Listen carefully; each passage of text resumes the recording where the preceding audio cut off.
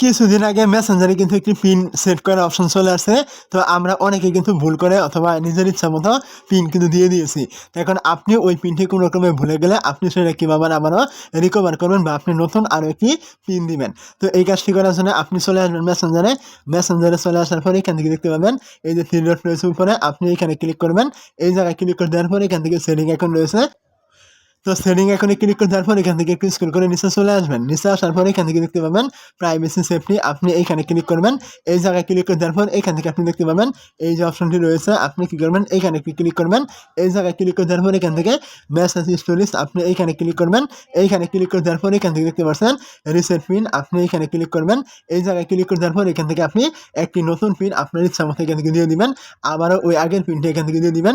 দিয়ে দিলেই কিন্তু এখান থেকে একটি নতুন পিন কিন্তু এখান থেকে সেট কিন্তু হয়ে যাবে। আপনার আগেরটি কিন্তু বাদ হয়ে যাবে। আপনি বর্তমান যেটা দিয়েছেন সেটাই কিন্তু এখন থেকে যাবে।